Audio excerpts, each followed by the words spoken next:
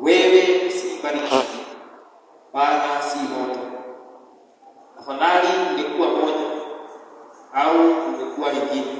Hivyo kwa kuwa vuguvugu si baridi wala moto, nitakutapika kutoke kinywani mwangu. Kwa maana umesema, mimi ni tajiri, nimejilimbikizia mali, wala sihitaji kitu chochote. Lakini utambui kwamba wewe ni mnyonge, wa kuhurumiwa, maskini na kipofu, tena uchi. Na kushauri ununue kutoka kwangu dhahabu iliyosafishwa kwa moto, ili upate kuwa tajiri, na mavazi meupe ili uyavae, upate kuficha aibu ya uchi wako, na mafuta ya kupaka macho yako ili upate kuona.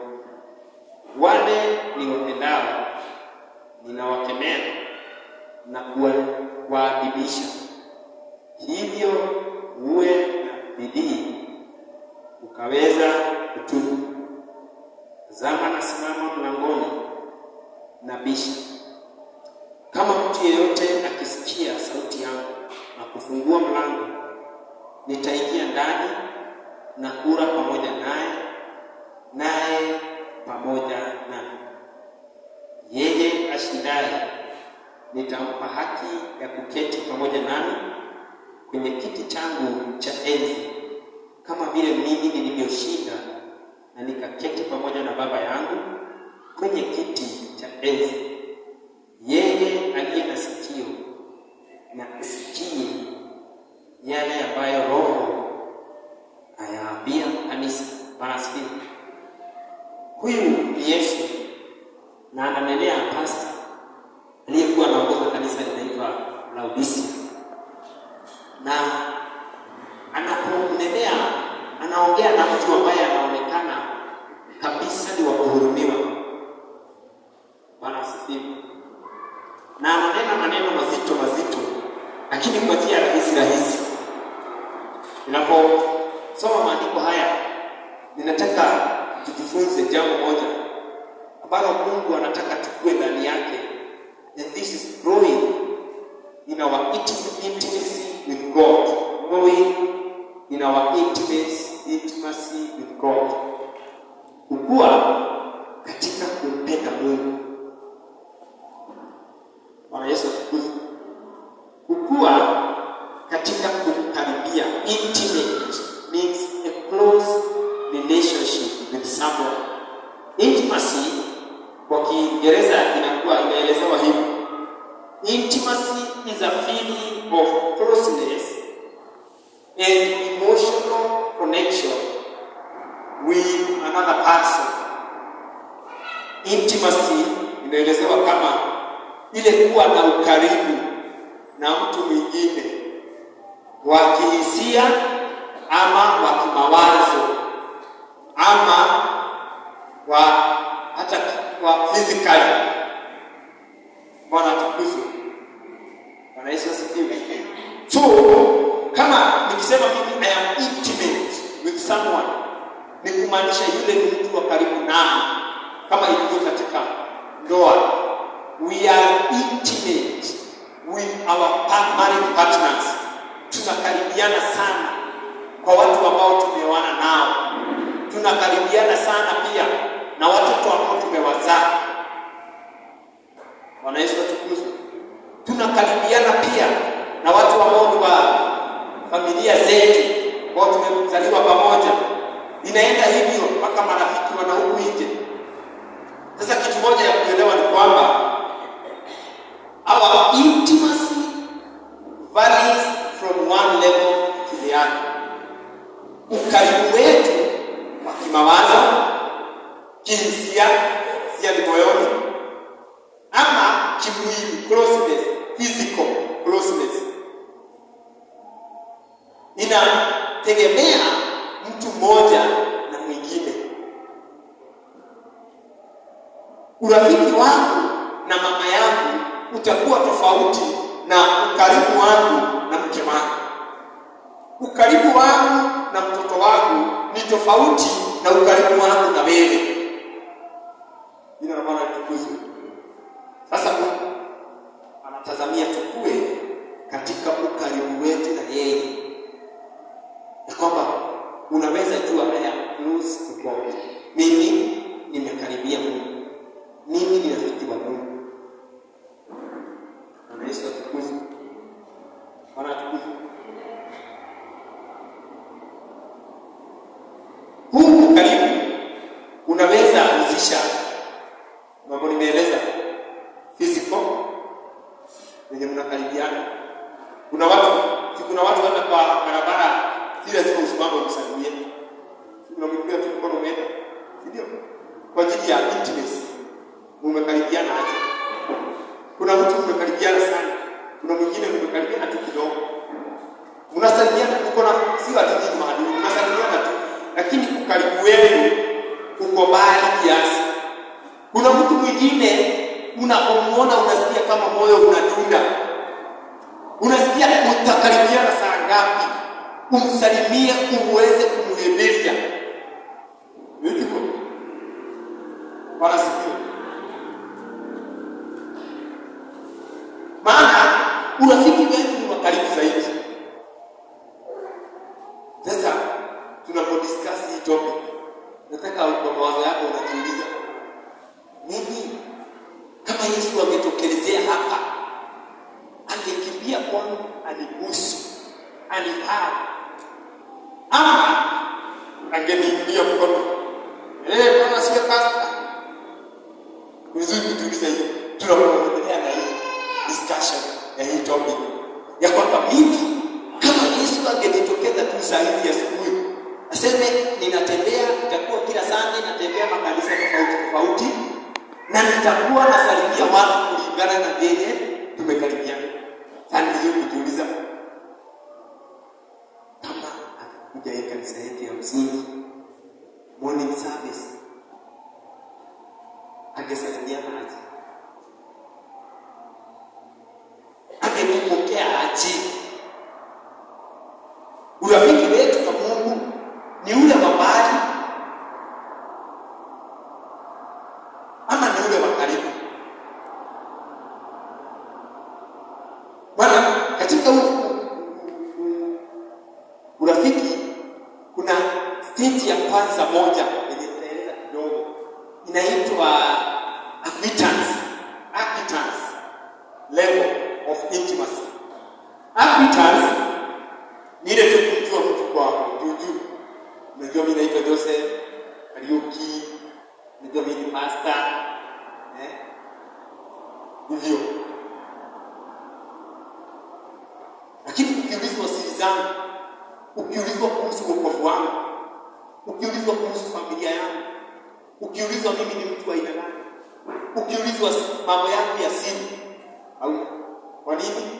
You are only an acquaintance to me. Wewe tu ni rafiki ambaye tunajuana juu. Bwana Yesu asifiwe. Sasa kuna watu kanisani na katika ufalme wa Mungu, they are only acquaintance. Acquaintance ni kumaanisha ni kama ile nimechukua hiyo jina kama ile ya employee. Acquaintance ni kumaanisha ni watu tu ambao ni wamemjua Yesu kwa mbali. Wanajua Yesu alikuwa msalabani, hata yeye aliwaokoa, ndipo wakapiga magoti wakaokoka. Ndio wakiulizwa wanasema tunasikiana na kunyana. Hata tunasikiana na kunyana amani. They are not experiencing what they are talking about. Hawana uzoefu wa kupatana na yeye katika hayo mambo wanaeleza. Bwana Yesu asifiwe. Maana hao wako katika ile level ya acquaintance.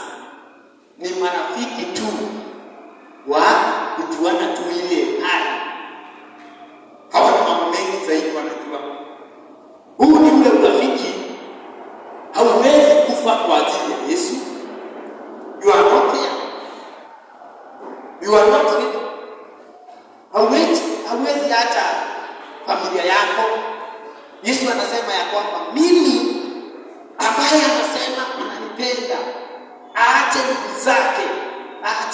zake, acha wazazi wake aweze kufuata.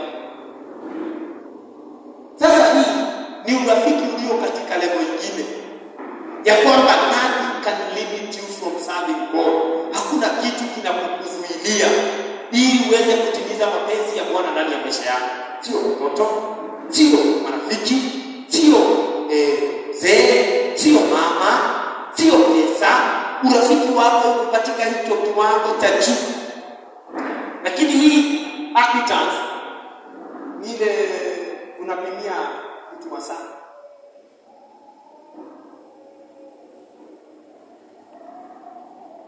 Bwana Yesu asifiwe. Haleluya.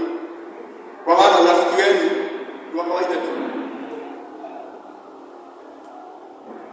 Unapimia mtu pesa. Bwana Yesu asifiwe. Bwana asifiwe. Urafiki unapoendelea kuwa mkubwa haufiki pesa.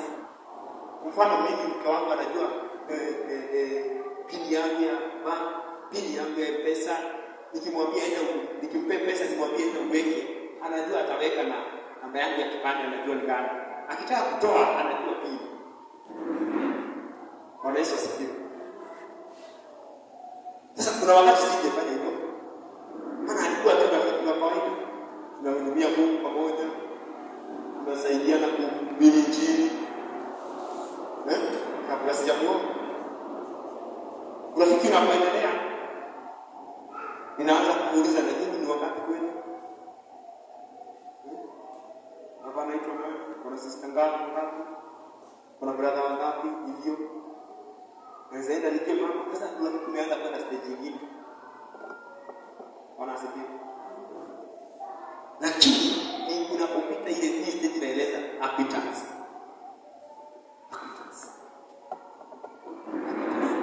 Na unaweza ishi katika maisha yote ya dunia hii.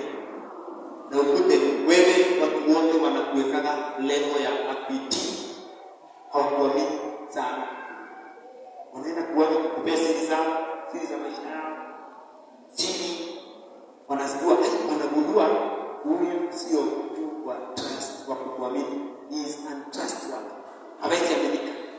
Wana withdraw, sema huyu unaomeaka juu. Praise Jesus. Yesu atukufu. Sasa mimi nataka hiyo kwa mwambie Bwana Mungu nisaidie. Nitoe katika hii kiwango cha kukupimia pesa, kukupimia masaa, kukupimia wakati, kukupimia mambo yenye ninafanya. Yote nitakupimia. Kila kitu unapimia Mungu. Maana hautazama. Siku moja nilikuwa naambia watu wengi walikuwa maombi siku ya birthday. Niliona mama mwingine anakuja wakati nilikuwa najenga hii kanisa. Ananiletea 1,000. Si mbaya, ilikuwa pesa nyingi. Anasikuwa nayo. Lakini anakuniletea 1,000. Anaona kama ameniletea kitu kubwa sana. Alafu anaenda center, anaambia mwingine, sasa sisi wenyewe tumetoa pesa, basta anafaa tupewe uongozi. Akifungua kanisa tushikilie. Haleluya. Bwana Yesu asifiwe. Sasa mimi nikashindwa, sasa huyu ameleta tu 1,000. Kanisa imekula milioni 1, utoe 1,170 na kitu. Na nyingi nimetoa. Na nashindwa. Yaani gili moja inaweza nunua kitu kwa kanisa. Haleluya. Kwa hiyo hakuwa anapeana maana ako na intimacy na Mungu. Alikuwa anapeana maana anataka mimi kunitrick. Bwana Yesu asifiwe. Haleluya. Bwana tukufu. Kwa watu wengi tuko hivi. Kwa hivyo kanisani tunapimia Mungu. Maana kuna kitu tunataka. Ni kwa maana tuko acquaintance. Nadhani hakuwa anajua na hakunijua. Maana alipoingia kwa kanisa anakaa siku zingine kuna furaha, siku zingine kuna huzuni, siku zingine hivyo unamvumilia, siku zingine anasema umenikata, hivyo maana lengo yake itatimia. Praise the name of the Lord Jesus. Bwana Yesu asifiwe. Sasa hii level ni level yenye ukifanya kitu kidogo, unaona kama umefanyia mtu kwa acquittance. Kitu kidogo unampatia mtu wake. Pastor nimekupa tu wake. Unasikia wewe na pastor kwa hivi. Sasa ni acquittance. Ni acquittance. Wala ni level ya kupima na kuona kama umefanya kitu kidogo. Unajua ni nimeshinda kanisa.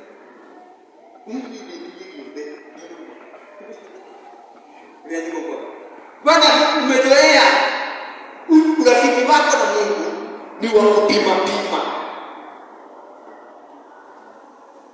Bwana Yesu asifiwe. Bila kupita ni level yenye iko na ujinga. Utatumia jina ujinga. Hilo unaona maana? Level ya acquittance ya ndio mundu ndio ina maana. Kitangana bora mwana mzuri toka hapo. Kama unaita toka wacha. Agesikia kelele. Ndio kana ile. Na darani na huko umuiga niende mundu ule hapo kwenda.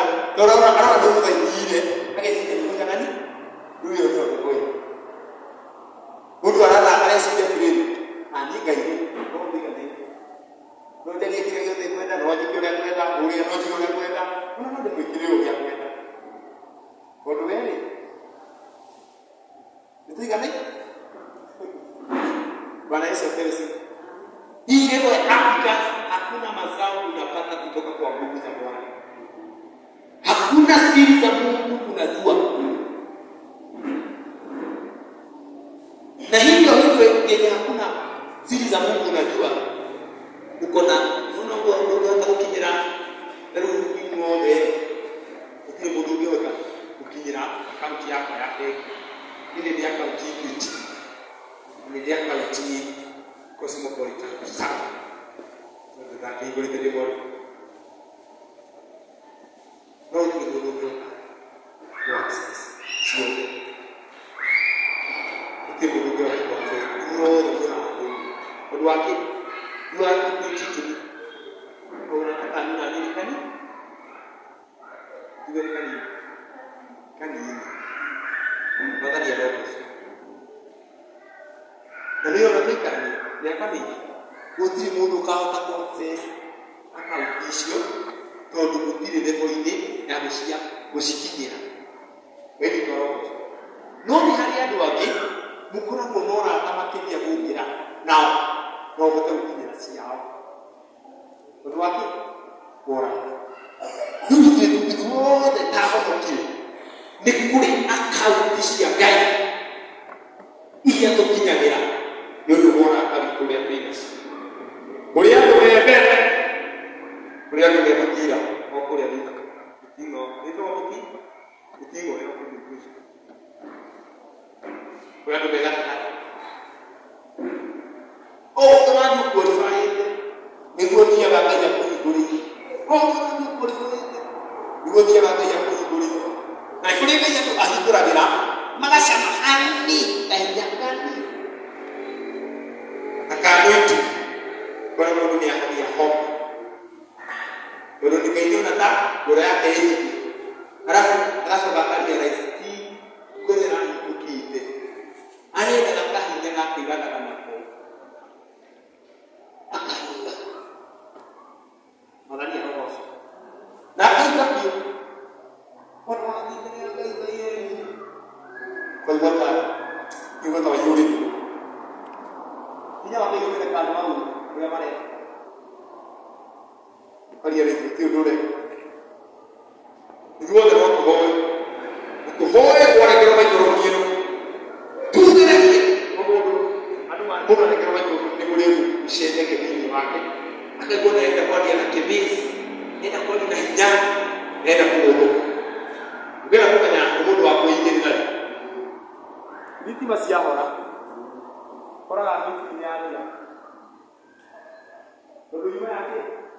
Nikiu kile kile ndio hicho. Ipori ya pori. Malaki ya roho. No anointing ring is never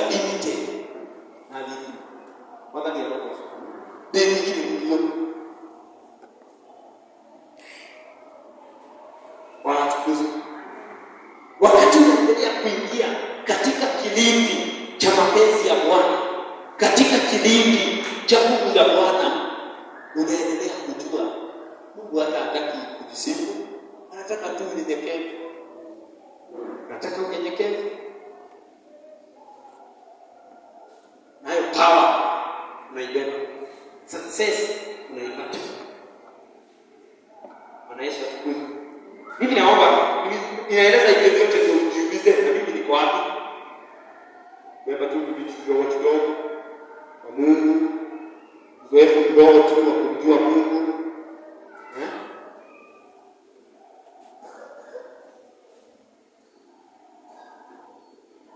Na kitu kizuri ni kwamba Mungu tunayemtumikia huwa anakuweka mahali umemweka.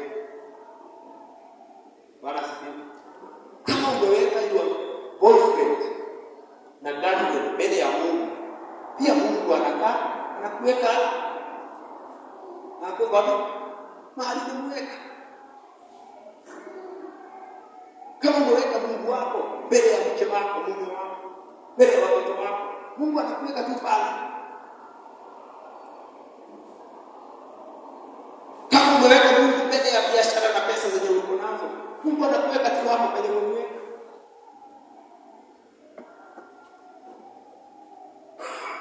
Jina la Bwana litukuzwe.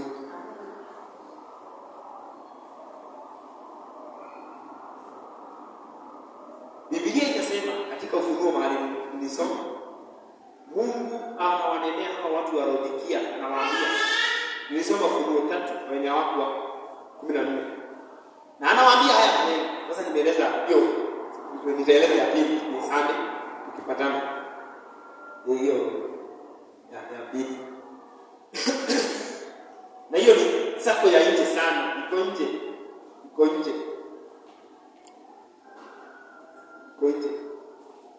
Sasa anawaambia hivi. Anawaambia ninayajua matendo yenu. Huyu sasa ni mtu mwenye kwa hiyo level ya akuiti. Anamwambia ninajua matendo yako, ya kwamba wewe haukuani moto wala haukuani baridi. Anasema ungelikuwa moja au nyingine. Kwa hiyo hii ndio ile unapata, unaweza tenda dhambi kidogo na unapenda Mungu. So ukikuja kuhubiri, unarudia dhambi zako, unatubu, Baba nisamehe. Jitarudia hiyo dhambi. Ili ndio mambo ya basi. Ili ndio mambo ya fulani. Ili mshauri. Ili ndio mambo ya kanisa. Baba nisamehe. Alafu anakusamehe unatoka. Hii ni appetite. Ukitoka tena hiyo wiki unakuwa na kitu kingine tena, tanda utakuja tena kutubu. Yesu asifiwe. Maana haukuani moto wala baridi. Sasa anasema heri ungekuwa baridi ama nyingine moto. Praise Jesus. Maana ni Yesu mwenye ananena na hii kanisa, anawaambia heri ungekuwa moto ama baridi. Bila kuogopa kabisa ama kuacha kuogopa.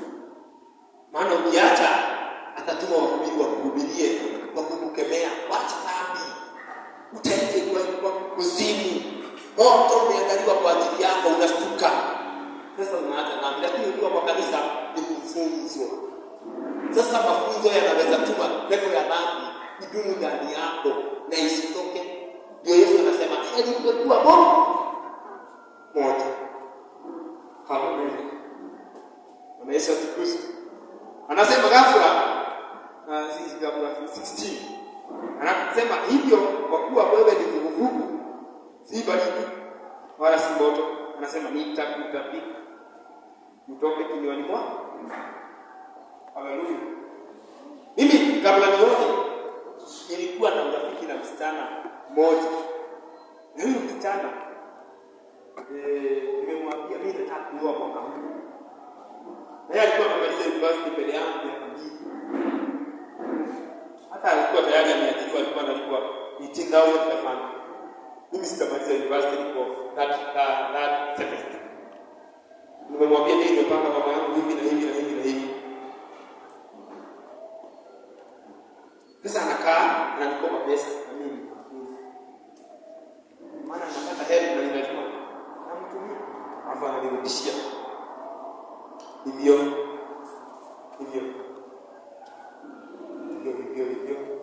Sasa mimi kwa nilikusia manuali ya nilikuwa na kasimu ilikuwa inaitwa C1. Ile kasimu Nokia. Ilikuwa imetoka kadogo. Na kalikuwa kiasi maana kalikuwa kalikuwa 4,100.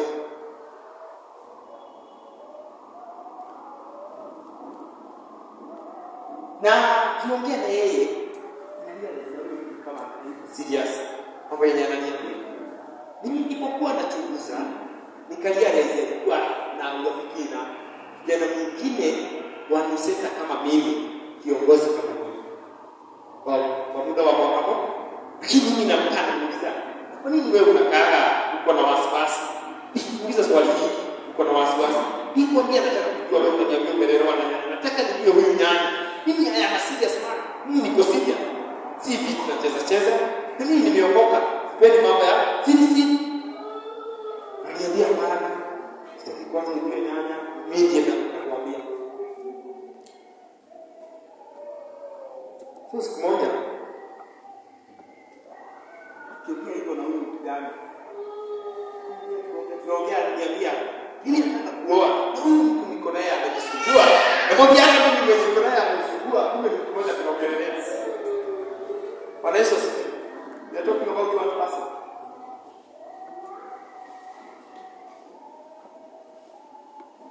So, nikafika mahali nikamwambia, mimi nataka nifungue wewe na amani. Na naona mambo yetu hai.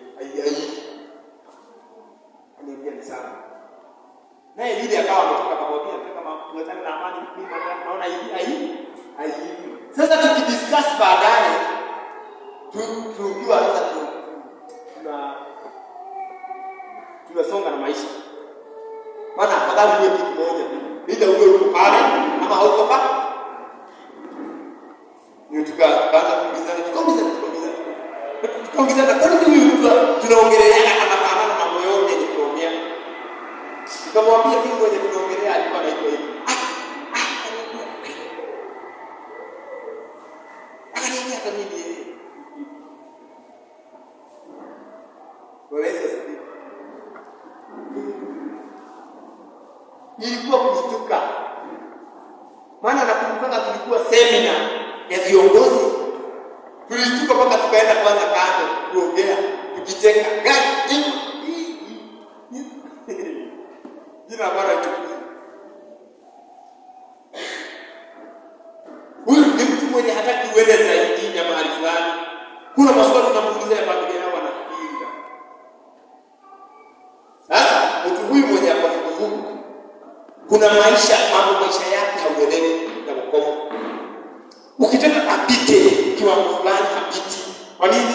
Ni vugu. Biblia inasema nini? Takutambika. Ni kuacha. Na ni vibaya sana Mungu akitoka na wewe. Atatoka na wewe kwa nini? Kwa ajili umekataa kukua katika upendo na yeye. You have refused to grow in intimacy with him. Anataka kukukaribia na unajua presence ya Mungu inapokukaribia unabadilika. The more you get close to God, the more transformation you get. The more mambo ya dunia unasikia yanakufunguka. Minyororo inaenda ikikatika.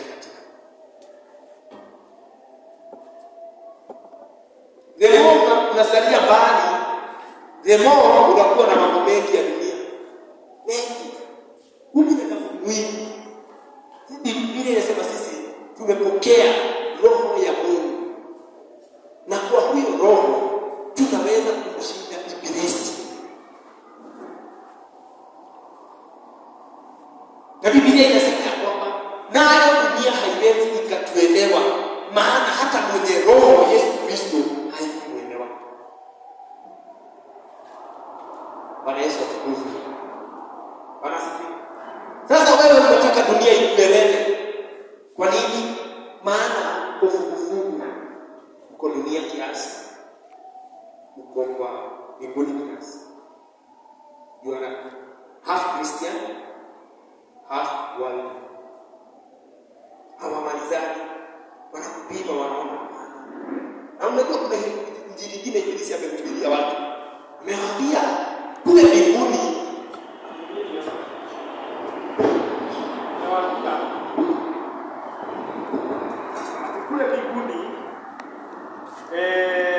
Mungu ataweka ratili, ndio mwaisikie hiyo. Aweke upande huu mazuri na upande huu mabaya. Ikibalance wewe wa mbinguni. Hii ni injili ya Ibilisi. Hakuna kitu kama hiyo. Mtu mmoja hapo, malaika makoni bila wewe pakaike. Tono maijera hapo ndio Jerusalem. Akili hado Yesu kaigakio. Basa au baba ndio ndio magali ndani. Wao kama wanatuona kani magali, nigetha tulimu. Na shetani ni tona ndio usajuraiti. Nigetha aliona kupigaruka. Makiende kai muno. Na makiende shetani muno. Mimi nataka hivi. Kamera atiri. Kuria iko nikio. Atiri. Pero la kaita kona ni igrea. Yala ti. Utidage tu. Pero bueno, wewe hapo. Asa. Mimi waruka anga kabega kuno. Kiri ya mundu aiyeteko. Kiri ndio kila mtu. Yete kiro. Ugo ni kiri ya jiteko, yete kiro mwezi. Yale. Wana sikiu. Yesu anasema ingekuwa Bwana. Ila moto ama ila moto wa dhambi ama uwe kwa utakatifu. Hakuna kuunganisha. Sasa unaangalia iko mke Mungu. Unajua ziko tu yake Mungu. Ati toa walokie na tungetika mode na kule hiyo ni nati. Bado leo ni injili ya Mungu makaragie mekanida hii. Maiyale mekanida hii. Bado natio todo utharia wakwa waigananio na maita mara ndaikarire muciĩ cia igana na rĩ utharia wakwa ũhotwo nĩ ũthingu-rĩ niĩ nĩndato no nĩ injili ya kuzimu. Mara Yesu asifiwe. Ati unaweza fanya chochote kingine chochote bora wema wako ushinde. Bora kitu kama Yesu anasema ningesimama hapo kuna mgongo na bisha mwenye atafungua niingie. Yesu ni vizuri kujiuliza mtu mwingine anaweza ingia ndani ya moyo wa mtu na adumu pale mtu mwenye hajalisai. Anaendelea anasema hivi, tunasoma Revelation 3 kwa wenye wamekuja baadaye. Tuko mstari wa 17. Kwa maana umesema mimi ni tajiri, I am rich. Watu wenye makolezo ya appetite ya kumjua Mungu na uhusiano wao na Mungu huwa wanadhani wanajua Mungu sana. Nasikia anasema mimi najua Mungu sana. Mimi hata Mungu ananielewa. Mungu ananitokea. Ananielea kwa maono, ananielea kwa ndoto. Baada ya ndoto tunangojea tuone result ya kuwa na Mungu.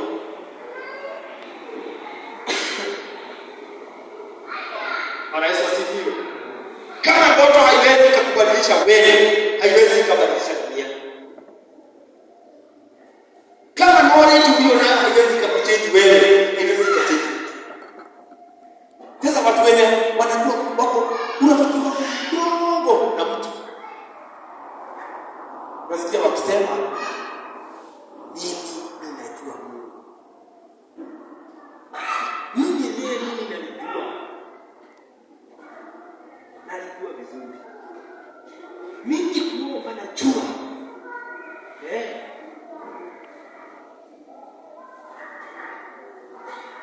Mimi nimetembea na Mungu. Hawa ni ya kuitii. Watu wengi wametembea na Mungu hata hawazidi wakileta story. Baba, maana na Mungu na Yesu Mungu wa mahadithi. Na inaenda kuona yeko. Tulikuwa na siko. Yeko.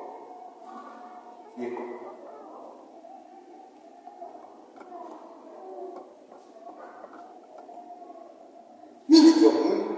Hata Roho Mtakatifu amejaa ndani yangu. Tunasikia wakati mwingine ananena kwa lugha, lakini tunapokufuata kwa mambo mengi kabla hazijakubadilisha kwanza. You are supposed to be transformed.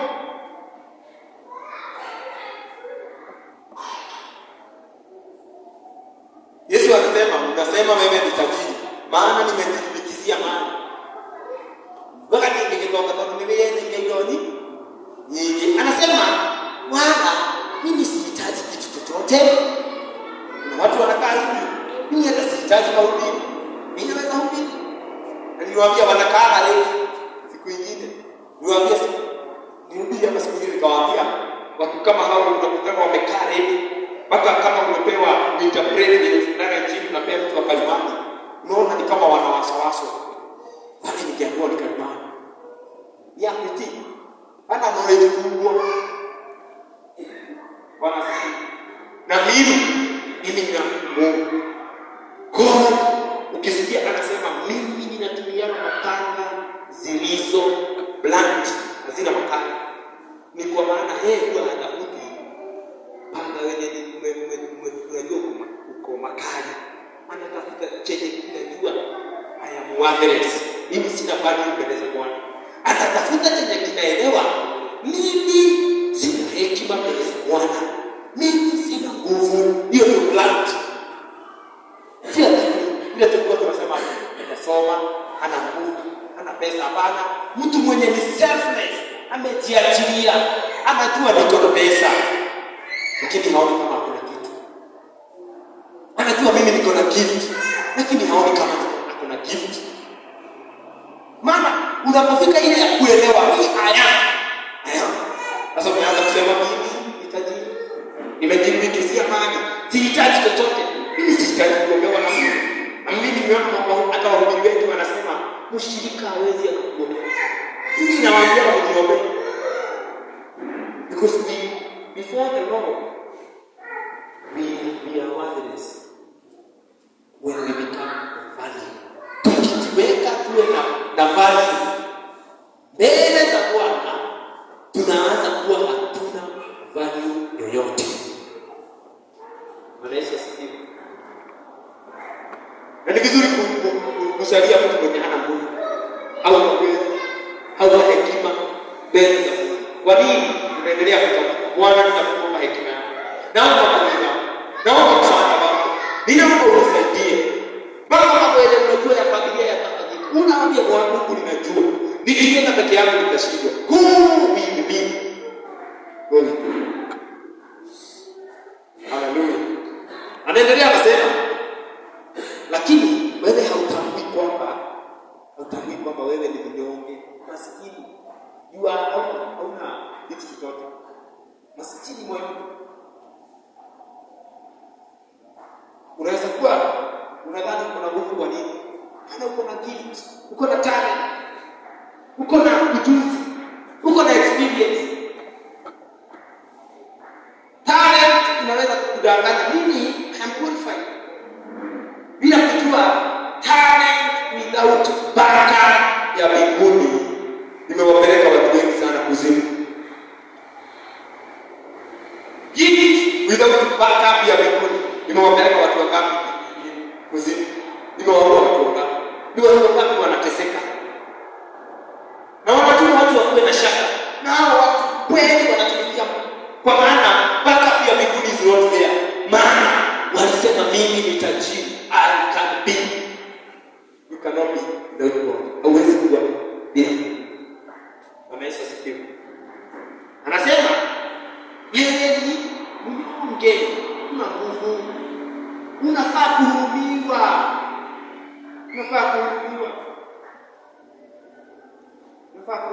Sikia mambo haya, sikia mtu akisema mimi nimefanywa. Hapo nasikia tena anaongea, mbona anahitaji tu kuhurumiwa tu. Kwa maana anasema mimi kulingana na chenye nimefanyiwa, ninasikia moyo wangu umevunjika. Alafu yeye anaongea mambo mengine makumi. Yeye kama ni yeye anaambiwa, sasa na yeye amevunjika moyo. Bwana Yesu asifiwe. Si mtu wa kuhurumiwa. Ni mnyonge, ni maskini. Maana kama unajua kabisa wewe umefanywa kitu kibaya, unakasirika. Haufai kusema mambo hata kitu kitu kimoja ni kukasirisha. Na ukisema unafaa ukuje kusema kwa jina la Bwana lisifiwe. But because huyu mtu ni mnyonge, ni wa kuhurumiwa, ni maskini, ni kipofu, Biblia inasema ni kipofu, tena ni mtu aliye uchi. Na ni kitu kibaya sana. Unaona mtu anatembea akisema mimi nimevalia huko, mimi nimevalia suti. Na Mungu anakumwangalia ni uchi. Maana tu hii yote tunanena ni kuhusu macho ya wanadamu, ndio tunakuona. Tunanena kuhusu yenye Yesu anawaona watu hao. Anasema hawa watu wanasema mimi niko. Lakini anapoangalia anaona ni wanyonge. Mtu mnyonge ni mtu ana nguvu. Ni mtu kipofu, kwa hivyo haoni. Haelewi mambo. Ni mtu maskini, hana chochote cha kumsaidia mtu mwingine. Wanaishi pesa. Sasa tunaambiwa kwamba lazima tukue. Na si mimi nitakwambia umekuwa. Approval inatoka kwa Mungu. Paulo alimwambia Timotheo, jitahidi sana kujionyesha mbele za Bwana kuwa wewe ni mfanyakazi mwaminifu asiyefaa kuaibishwa. Si mbele ya wanadamu, usituonyeshe sisi. Hapana. Mbele za Bwana.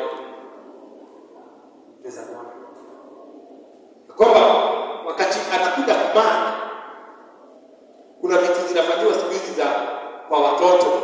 Kwa hii kitu inaitwa CPC. Huwezi jua hata wakati mtoto ameanguka. Maana wanasema ukifanya sisi kwenye mizizi tulikuwa tunamaka, unafanya hivi, unaongeza hivi, ati ni kudiscourage mtoto.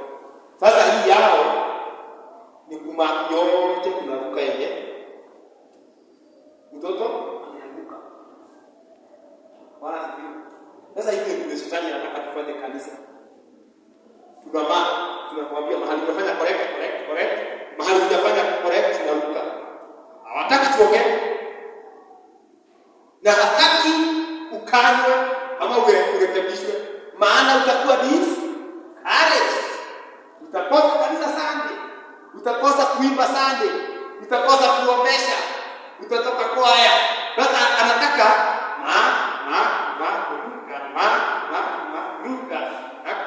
ruka. Sasa huyo mtu akitokelezea, yeye anataka kujua mimi ni tajiri. Mimi naona, lakini kuna vitu zimerukwa zenye zinazuilia mtu huyu ajue. Bwana sikia. Yesu kumalizia anasema hivi mstari wa wacha nimalizie hapo kwa ajili ya wakati. Anasema mstari wa 19, endelea sana ibada hii. Wale ninaowapenda mimi huwa nawakemea. Angalia hapo Yesu anasema wale na ukue tunanena kuhusu growing in intimacy with God. Kukua katika ukaribu na Mungu. Sasa kama mnataka kukaribia Mungu, lazima ukubali kukemewa. Unaje? Hapo ndio ukuelekea kai. Muda kukaribia Kristo na hapo. Baba ni Mungu. Nijue ile ile turahamu bali. Ni wako kanisa. Ugadaidwo wakiro kadaidwo wako kadaidwo hata kadaida da nuki da Satan naka kenai wana jaro hoso haya damuri pastor atika atika unaona haya to hoya wote mwata mtu arehe dukatana kobo ya mwa atika kobo ya kadaida wana jaro hoso Rudi saru lakini ya kitika kwa hiyo. Okay. Kimeno inaliro. Agitua kwa agitua. Ruga bodo ya genda kuguherere. Ekire okumo. Arauga ni ayende makoga. Na wewe kwa kukorofa kwa mwana. Dai ni mwana okumo. Uraka sia kuja sio alikwenda ni kukuoma. Sister sia. Wewe unadau ni kwa ulipo goma ndio ya baraka ya Mungu goma ndio kwa ya Mungu goma ni aje sisi sasa tunataka nende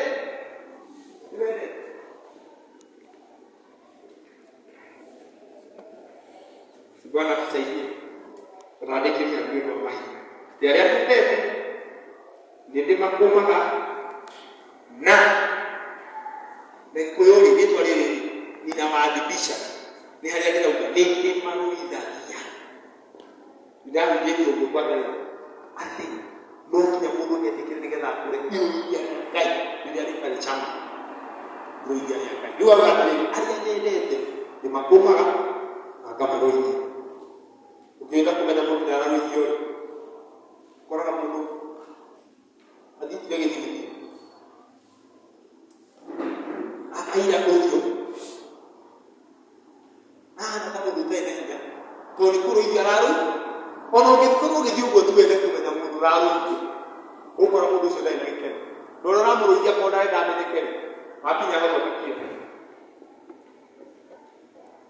mahituka kalvikana nĩ imbere kũruithia ningĩ akendere kai twarogo ndume kai tukure twire ino ya kumenya Ngai hami tutingĩkũmenya tondũ tũrenda rĩrĩ kwa kumone tũkura rĩu ndĩra tũrakũrĩria wendo kũgũra kuongerereka boma no kuongerereka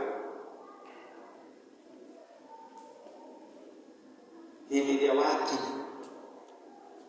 ni kuolia raia na boma kuofa da boma hemete da boma kusikia kuna wile mtu hakire kengele ikakare hali ya kunesikia demo mko demo vile demo na demo ngetoka demo ni ndio wale kwa Yesu radio wana nini ndio wale ndio wale kwa Yesu turaka wa Bwana wewe ukienda ina ukienda hivi ndio ndio kwa ndio Mungu ni takini give me the grace to humble before you so that I may surrender all to you. I may surrender everything to your will.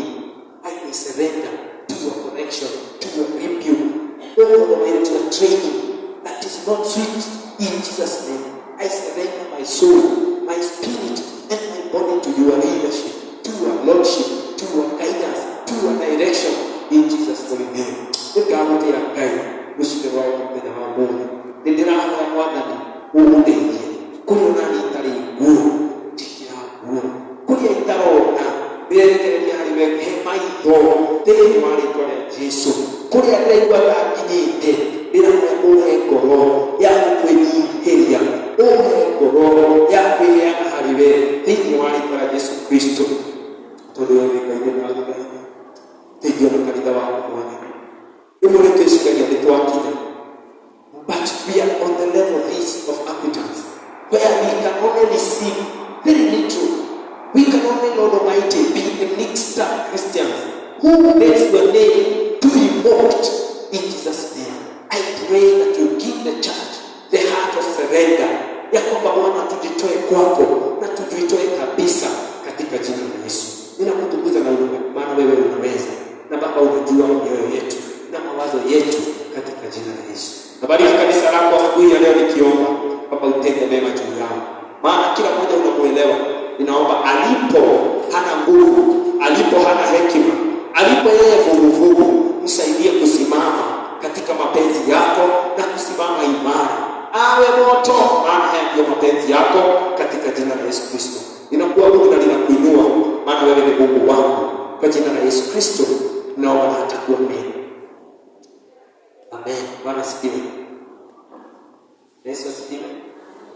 Kwa Mungu awasaidie. Naomba tutoe sadaka nikiombea